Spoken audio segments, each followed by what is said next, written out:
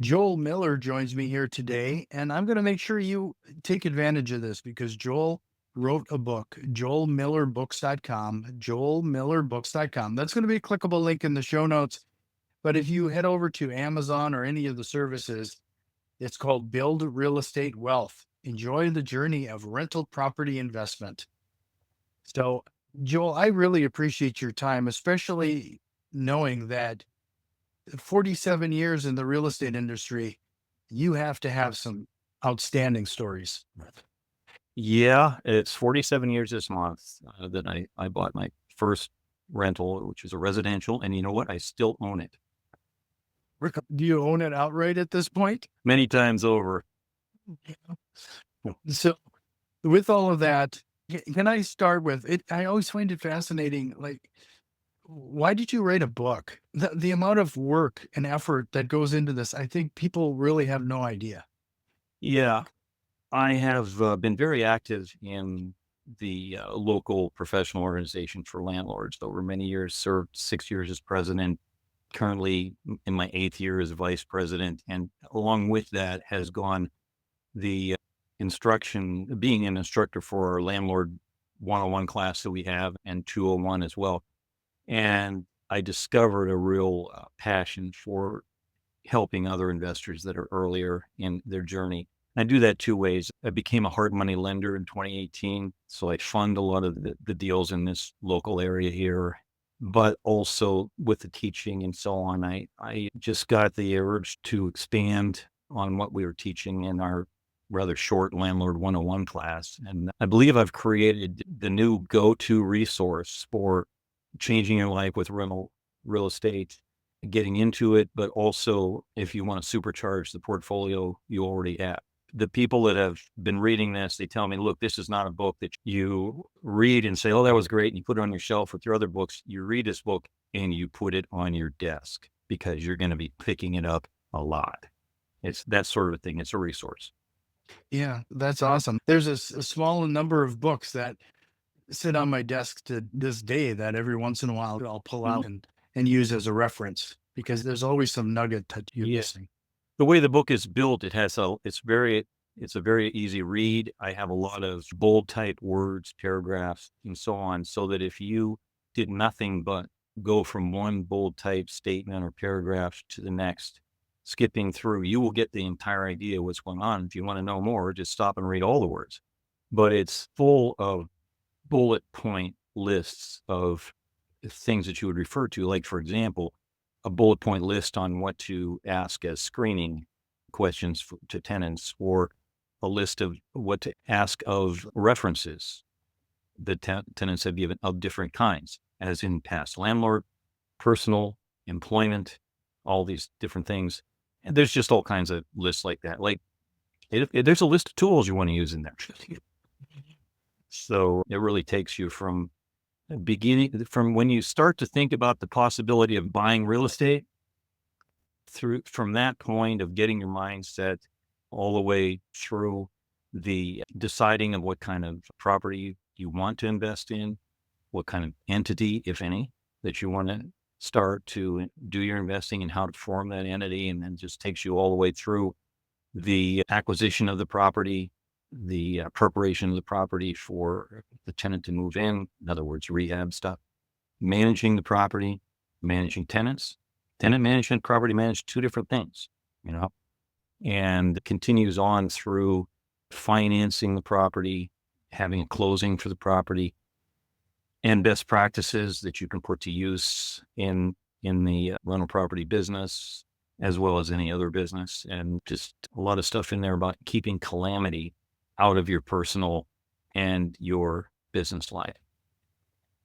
Well, let's tackle like early on in your career. You know, you were in radio and then a successful DJ service Mm-hmm. for a number of years. What caused you to decide that, hey, I should maybe do this real estate investing thing? Jack, you're going to laugh. Two really important things happened to me in junior high school. I had a paper route and I lived in a subdivision, single family homes. On the edge of the subdivision on some lots that weren't sold, an investor built 4 4-unit apartment buildings. And I got them all on my paper as customers. But I watched them build this stuff. And I distinctly have a memory in junior high of doing the math on like, what is going on here? We all live with our parents in a house, but these people are going to come here and they're not going to own it, but they're going to pay money to stay there. And an investor is going to make money on that. So I actually have that moment and when I made a decision that I want to get into rental property. Now, buying rental property did not occur for a number of years until after that. So I decided I wanted to own rental property and I decided I wanted to be a mobile disc jockey. So, or not a radio disc jockey. The mobile thing came later. So of course, what do? Go to college for accounting because you can use accounting in whatever you get involved with. And so it really was the progression through that. You know, I did get into radio early on, even in high school and in college. And while I was at the radio station, I had a chance to do my first mobile DJ appearance. And then that just took off. It wasn't even a thing then, you know, being a mobile DJ was like, what is that? We called it disc jockey for rent, something like. I did leave radio only a year after my first mobile DJ appearance to start doing the mobile work more steadfastly. And also then at that point, I bought my first rental property. And that is part of the premise of the book is that you can add rental property to your already busy life because that's what I did. I had a passion for being a mobile DJ and it was full time. In 1984, I did 254 appearances that year. And in 35 years, I did 5,051 appearances. Now I retired from the DJ business in 2011 and I concentrated more on rental property since then. But part of the premise of the book is that you can add rental real estate to your already busy life for the purpose of increasing your income and bolstering your retirement, because a lot of people don't always have the objective with when they get into rental property of leaving their day job as soon as possible. They have a career that they're interested in. They have a passion that takes up all of their time that they want to do. And it's not everybody's objective to be full-time in rentals immediately. But the book gives you the tools to either add it to what you want to keep or supercharge the portfolio you already have and quit your day job ASAP. So, Well, being as busy as you were, I'm sure you've come up with quite a few tips and tricks around making sure you're selecting the right property so it doesn't consume a ton of your time. How have you been able to manage these rental properties? Because it sounds like you've self-managed them as well. yes, I have. And that you've mentioned toilets. It's the iconic thing that turns people off or a lot of times when they think about getting into rental property, that and tenants themselves. You know, of course, if it weren't for the tenants, there wouldn't be any cash flow. But that's part of the mindset that you need to get yourself into whenever you're thinking about the possibility of investing in rentals. Toilet thing is a myth. Yeah, toilets have very few moving parts and they're very easy to fix. And you don't get called out in the middle of the night to take care of it. It's, you know, I tell my tenants if they blend any of the drains, it's them that has to, they put something down. Don't call me. The other thing is that if you learn tenant selection, tenant screening, that is key because your success in the rental property business really hinges on developing the skill of tenant selection. In fact, you know, I told you about, I teach a landlord 101 class. And after about the second session, when we've covered, you know, selecting tenants, I have this essay. I'm going to read it to you right now. It's just a few paragraphs on tenant selection. So it says, Sure. your success and happiness as an investor in rental real estate is dependent directly on tenant selection. You know, unless your game is to buy land and hold on to it until you can sell it again, at some point you'll have to select a tenant. Tenant selection began. This is a trick thing here. I often ask, when does tenant selection begin? And they'll say, well, you know, when somebody calls you on the phone in response to an ad, you know, it's much earlier than that. Tenant selection began when you were contemplating investing in rental real estate. And it continues through evaluating prospective properties, purchasing the property, preparing it for occupancy, marketing it, screening interested renters, and evaluating applications. At that point, you must make a decision about the rental application you have your eyes on. Some decisions will be obvious when it comes to whom you turn down. and some will not be. You are going to let this person occupy and use something you own that is worth tens of thousands, perhaps millions of dollars without your direct supervision. So don't work to qualify an applicant. That's their job. Your job is to keep trying to disqualify them until you run out of things that would eliminate them. Then you may have a good applicant, but only time will tell. You obviously wrote that Yeah. because of experience. Mm-hmm. Mm-hmm. Yeah. A lot of landlords, that want to fill a place, they get all caught up with, trying to qualify the tenant. Your objective is to keep finding why you don't want to have them. And if you finally end up with somebody you just can't think of any more reason why you don't want to have them, then approve the application. Mm. But you've really got to ask a lot of questions to them and their references and just dig deep and let them answer. You mentioned self-managing. I still take calls and show apartments to prospective tenants.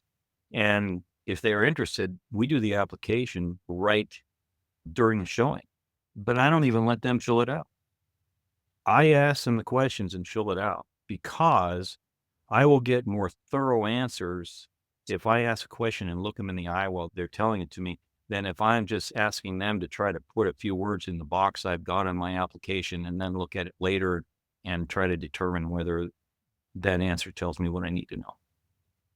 With all of the automation and everything that's available these days, it goes to show how much that personal touch can go that step beyond.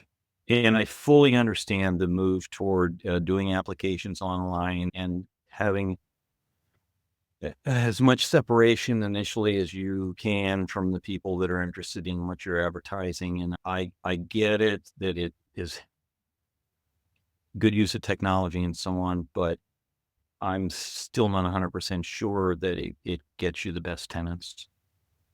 Sure. Well, give us some idea. Like, let's say they got their first rental property and they're going to vet their first tenant. What are some obvious red flags? Well, I go through a series of questions. I mean, you want to make sure that they have the right number of people for the apartment. I mean, sometimes when they're calling ad after ad, they sometimes call a phone number. So you want to make sure that the person with 6 people is aware that it's a 2-bedroom apartment and they probably called the wrong answer. And, if you are a no pets property, that's got to be one of your early questions too. Do you have any pets? And I always ask, how many smokers? We ran all non-smoking units. And then beyond that, you want to start digging down into establishing or verifying what they're telling you about their income, because obviously that's the way that the rent gets paid is with their income. I like to get all these things out of the way before we even agree to show a place. I have very few showings. By the time you get past my gauntlet of qualifying questions over the phone, I've already decided that unless you come up with something that is a big red flag at the showing, I probably want you. And hopefully you already know enough about the apartment that you have a pretty good idea as an applicant that you would want it. Quite often, the first people that we show to end up being the ones that rent the apartment. No, that makes a lot of sense. So with all of that, let's say, I mentioned to you that a lot of people listen to the show because they are trying to decide whether to get into this real estate investing game at all and where they should start. But before you give any kind of direction there, I'm going to send everybody to your website again, joelmillerbook.com. Joel Miller Books. Oh, books. Yeah. joelmillersbooks.com. That's going to be a clickable link in the show notes. If you found some value in what we're talking about so far, do us a quick favor. Share this with one of your investor friends. If you're watching us on YouTube, give us a quick like and subscribe. Did you hear about the real estate investor that was seeing a psychiatrist, a clinical psychologist, and a licensed counselor? No. He had an apartment complex. I'm going to have to sell that one to my kids. That's joke, Well, Why? Closure. That's a good one too. So you want to talk about whether people should get involved in rental property? Yeah, then maybe where they should even consider beginning. I have people on the show that are completely sold on the thought that you got to get in, start out the single family home, start small, work your way up like it's a monopoly game. And then I got others that'll like, you should jump right into multifamily and forget about the single. So, Well, one of the chapters in the book it's called How to Go from Zero to $10,000 a month in Net Cash Flow from Rentals.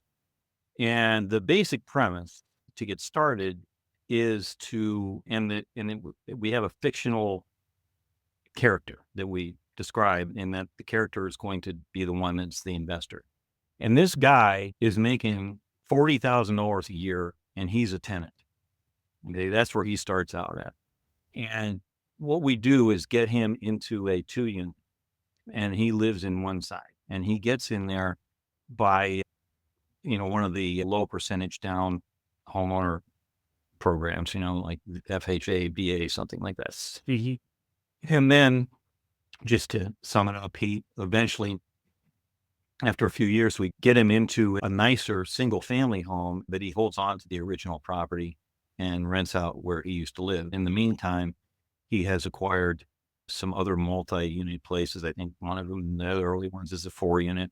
At some point, what we're doing is just repeating the same thing until we get to the 10,000 amount, repeating the acquisition of smaller multi-unit places. Now, the book also talks about commercial real estate as well, and the differences between commercial and residential. The big difference is when you have residential property, you have little problems all the time.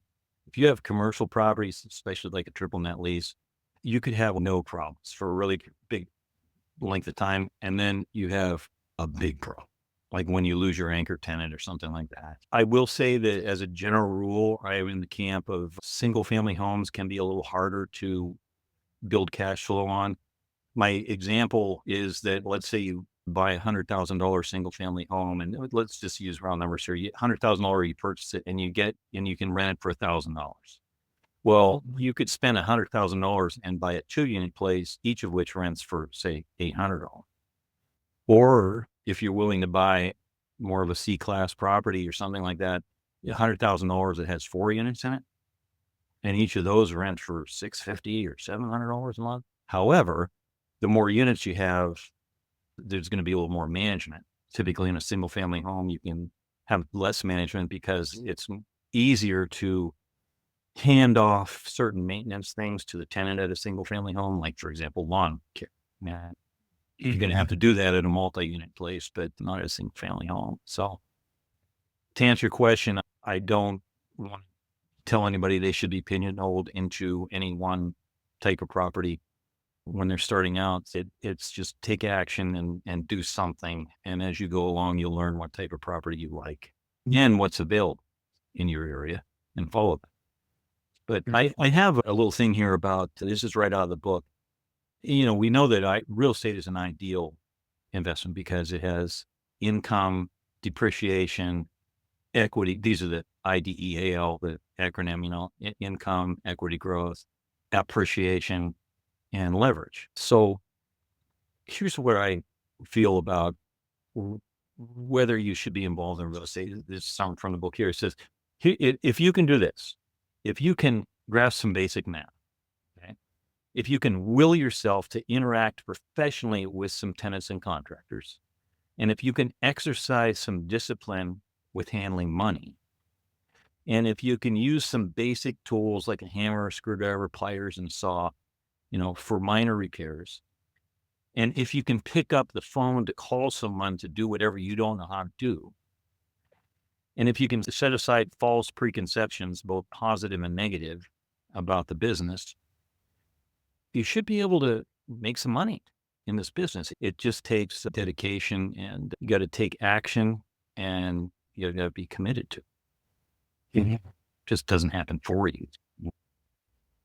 you mentioned leverage there regarding that. Like, what is your guidance regarding that? Because with the volatility of the interest rates we've seen over the past few years, it seems like there's been some investors who've gotten a little over leveraged and having difficult times here now. Yeah, that is something you always have to be concerned about is over leveraging yourself. And I've heard other guests talk about this on your podcast that you can get in real trouble with leverage. So on the other hand, OPM, other people's money, is what this whole business runs on. If you think that you're going to get successful in rental real estate by saving up all the money that you need to purchase a property each time you want to purchase a property, you're not going to purchase a lot of properties and you're not going to grow very fast at all. You have to use some degree of leverage. And fortunately, I mean, banks tend to keep you out of trouble by the requirement of their amount down that they want, 20, 30%, whatever. But I'm a hard money lender, so I'm routinely lending investors 100% of a purchase price and all the rehab money, you know, but it's because they know what they're doing. And they're either going to flip the house and we get paid off when they sell it because they're adding way more value to the property by their rehab than what, they have in it. Or they have it's a keeper rental property and we're going to get paid off whenever they refinance the property. So there's an example where you have to know what you're doing, because if I lend you 100% of the money to buy it and rehab it, and this takes place over about a year, you have to know that in about a year, you have enough of a relationship with a bank that you're going to be able to get an appraisal on this property that allows you to borrow enough money to pay 100% off of what you borrowed to get into it, or else you're going to be bringing money to the table whenever you close. So leverage can get you into trouble, but like I said, unless you get used to using it, you're not going to grow very fast. And you have to have a whole different mindset about debt on real estate than you have about debt on your personal finances. Two totally different things. Totally different. And mainly, people like to borrow money in their personal finances for things that depreciate, like cars and, you know, Television. off-road vehicles and so on, Yeah. which, I can't confirm or deny the degree of importance I place on off-road vehicles in my own life. On the other hand, with real estate, you're typically buying something that's appreciating. Be remiss if I didn't take advantage of your 47 years and ask you what you think of the current economy and where you think it might be going. Well, I can tell you that over the past several years, at least around here, rents have gone up a lot. And that has to do with supply and demand in terms of available units. So people aren't moving. And because the interest rates being higher, they've got a 3% mortgage now. Why do they want to buy another house and get 6 or 7 or whatever? Consequently, the other people in the market are paying more for rentals, locale specific. What I say, what's happening in my area of Pennsylvania, some other person in California is going to say, this is totally different from what we're experiencing here or something like that. But in general, I do not foresee some huge financial calamity in our nation's immediate future here. And it appears as though interest rates are going to be coming down, at least the prime rates coming down. And of course, mortgage rates are not directly tied to the prime. But I see a favorable future for investing. It's not the Wild West like it has been in the past few years, as far as like if you're flipping houses that you listed at 2:00 and by 5:00 you've got 5 over price offers on it, and it's not going to be that going forward. I don't think for a while, but I think it's a strong rental market and will remain so. That's one of those things that's kind of interesting to me because if you turn on the news, you're going to hear that we're in a housing shortage, Mhm. but we're just not seeing the level of buyers that we typically would at this point. Well, yeah, I guess it must be leveling off, but I think as interest rates come down and people are more willing to trade the mortgage that they have now for a slightly higher interest rate mortgage, then, those that have been in their homes a long time, they're probably going to be ready to move. And I think we'll start seeing some shifting around of the inventory, and then we'll have more buyers, you know. I'm not an economist though. Yeah, but I don't predict. I don't. trends. Yeah. The same with stocks. I couldn't I'm not the guy to talk to about mutual funds and bonds and stocks and all that. But the thing about real estate is it's so forgiving. It's because it's not a short-term asset. It's not like you have mutual fund or some stocks that you buy and then you start panicking because 2 or 3 months later, the market has gone down and you've lost so much value. And oh my gosh, I've wasted my money. I mean, you can own any piece of property that you get short of a flip, that you have a lot of control over anyway, as far as how you're forcing up the value when you do the rehab and so on. You can own that a long time. And even if you make a kind of a mistake, given enough time, you will probably still be able to profit from that property. And good example is, I've had probably, I think I can tell you 5 properties that I bought as a flip. And by the time I was done, I couldn't sell them for enough to make a profit, considering what I'd paid for them and what I put into them. Maybe I went over budget on my rehab or, for whatever reason. And so they became rentals, and some of them I still have. And I made way more money from keeping them as rentals than I would have if I would have had a reasonable amount of profit from a flip. What has been your most expensive lesson in the last 47?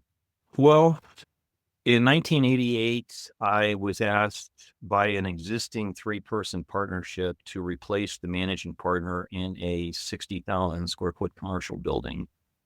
And it was primarily offices, but 25% a restaurant.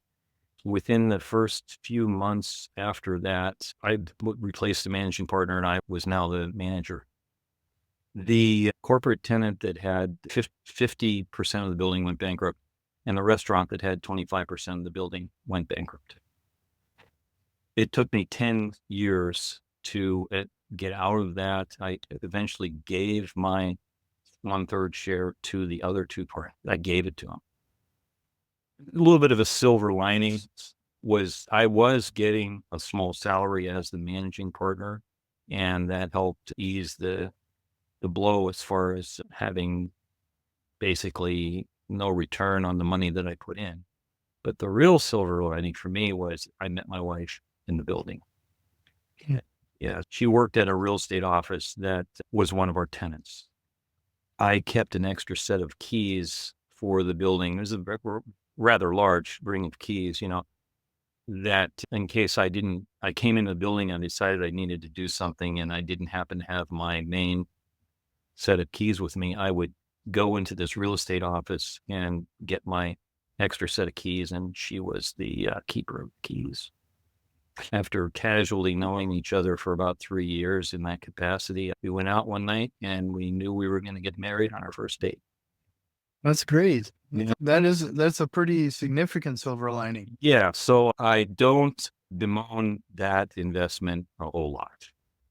So could you talk a little bit about your biggest win? What is something that just stands out that you're really happy with?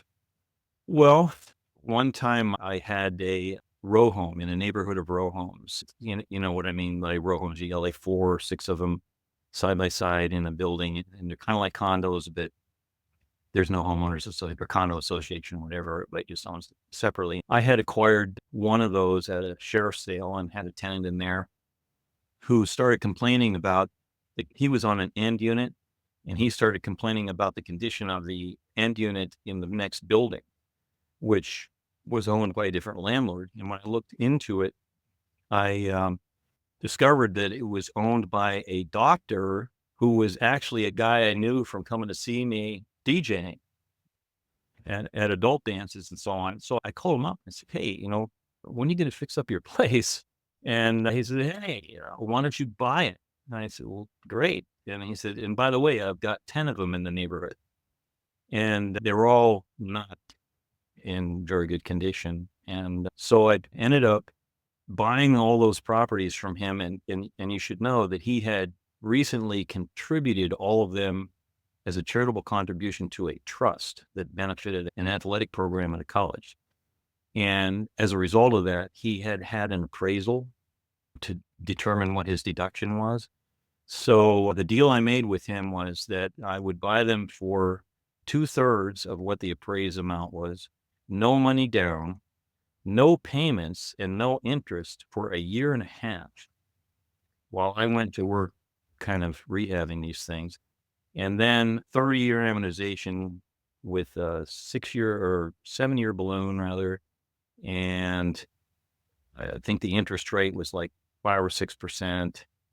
And that was in 2000. And I sold them in 2023 for 4 times what I paid for them after having made a really good cash flow for 20 or so years. And we actually ended up acquiring other properties in the same neighborhood. So it was like having a little apartment complex in a neighborhood because there were so many units that were within a block of each other that I owned. Sure. It just goes back to the power of that network again. Right. Right. Yeah. I feel that the best deals are always the off market deals. Oftentimes, especially in the times we have now, by the time a property is listed for all to see on the multi-list, it's already a bad deal. Because now it's exposed to everybody who's bidding and it's hard to find good deals there that are listed, but they're out there. Well, Joel, this has been just such a joy. What a great conversation. Again, I'm just going to point everybody to joelmillerbooks.com, joelmillerbooks.com. Before we close out this episode, Joel, is there any thought or concept we should have probably covered here? Well, I have some words of wisdom here. I would encourage you to use your ability to handle your personal and business money to create cash. Then use your cash to create wealth. And by the way, in the book, I cover the whole thing about the difference between riches and wealth. 2 different things, and then use your wealth to create a great life, find joy in your great life, share your joy with your relationships. Your relationships will help you create more cash, and the cycle starts all over again. But one other thing I have here is watch your environment. It produces your thoughts. Watch your thoughts. They lead to your words. Watch your words. They lead to your actions. Watch your actions. They set your reputation. Watch your reputation. It influences your limits. Know your limits. They determine your destiny. Envision your destiny, and you will avoid negative environments. Okay. No, that's very wise. I'm going to point everybody to your book again, joelmillerbooks.com. In the end, Joel, I don't know. I guess I didn't take a look, but what does the book cost? It's $29.99 on Amazon. And if you go to joelmillerbooks.com, on each page, there's a button that'll take you directly to the page on Amazon where it's sold. I only have this book. I don't have a seminar. I don't have an event or coaching or anything I'm selling. I'm just selling this book because I just am passionate about getting this information out. If I'd have had this book when I started, back then you had late night TV gurus selling tape courses with a manual on half-hour infomercials. Yeah. I had them all. But I've been joking about that lately. I just still remember those infomercials, and it's just mailbox money. I mean, it's just Ron LeGrand looked at my book, and Ron's a friend of mine, and I don't know him real well, but when the book came out, I got him a copy, and his quote, his little blurb, which appears on my website and appears in the book and so on, is, I kid you not, if I would have had, his quote is, I wish I would have had his book when I was getting started. So that's awesome. Wow. What a great testimonial. Yes, I really appreciated that from Ron. And he's the guru, Right. But so I started to say, if I only have the book, but my call to action is simply this. Go to joelmillerbooks.com and scroll down on the homepage. There's a button there for the entire table of contents that you can see what's in the book. And there's another button for excerpts from every single chapter, like the best stuff, 2 or 3 paragraphs of every chapter. So you can actually learn something just by looking at what the book covers, because it's the stuff you need to be thinking about. Whether you read this book or not, these are the subjects you got to make sure you know about before you do your investing. And then, the paragraphs about from each of the chapters, of course, you're going to learn something from that. So And if you buy the book, I will also tell you that at the end, there's one chapter in there about house flipping, in case that's what you're interested in. And at the end of that chapter, there's a QR code that'll take you to free bonus material for the how-tos of house flipping. Because this is a book on rentals, I didn't want to put a whole lot of space in there for the how-to on flipping, but we talk about what flipping is so you can decide for yourself what you like. Joel Miller's Joel joelmillersbooks.com. Oh, you, joelmillersbooks.com. you said Joel. Joel Miller Books. joelmillerbooks.com. There's going to be a clickable link in the show notes, but if you're ready, Joel, we're going to jump into the rapid fire question right. and close out this episode. All right.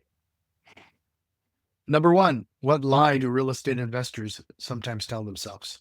Well, it's actually one of two lies. They're either telling themselves that this is too easy, or they're telling themselves it's too hard. In the first instance, you think it's easy, you're going to get into it, and you're going to crash and burn. In the second instance, you might make the decision to not get into rental property because you have negative connotations about what it involves that aren't true. Definitely. If you could go back in time and give your younger self a piece of advice, what would it be? Well, again, two things. First of all, think bigger. Think bigger. Looking back, I know I could have done more if I would have just thought bigger and believed in myself more about what could be done. And the other thing would be to learn more about different types of financing so that you have the confidence to know how to make deals because you know how you could finance. Do you have a book recommendation? Well, I'm going to go really old school on you. I have two books that were very influential in my early times of learning about all this. One is How to Personally Profit from the Laws of Success by Sterling W. Sill. And I'll hold it up here. This has my copy has printing, the 10th printing is 1994. And this guy's got 33, that's all it is 33 laws of success. Each chapter is a different law of success. And then Napoleon Hill, Grow Rich with Peace of Mind, same guy that wrote Think and Grow Rich. My copy here is 1967. I don't think I bought it in 1967, but these are old school basic books. They're not specifically about the rental real estate, but they are absolutely part of the mindset. And then finally, what single strategy or tool have you implemented that has had the biggest time-saving impact to you or your business? I would say that my biggest advice in this area would be to make sure that you join a local association of some sort of other like-minded investors and network with them and reap the benefits from that. Take the education that they probably offer. And that in itself will save you time. This is how to save time in your rental property journey. Get with other people that are either doing the same thing or have done the same thing that you want to do. Well, Joel, this is fantastic. I really appreciate your time. Again, one last time, joelmillerbooks.com. That's going to be a clickable link in the show notes, but really appreciate it. This was great, and I hope you consider come back sometime. Oh, awesome. Yeah, Jack, anytime. I believe that with what you told me about your audience, I think we could talk about a whole lot of subjects that would be specific to doing a thing connected with rentals that we could spend a lot of time on. Well, it was great meeting you. We'll talk again soon. Appreciate it.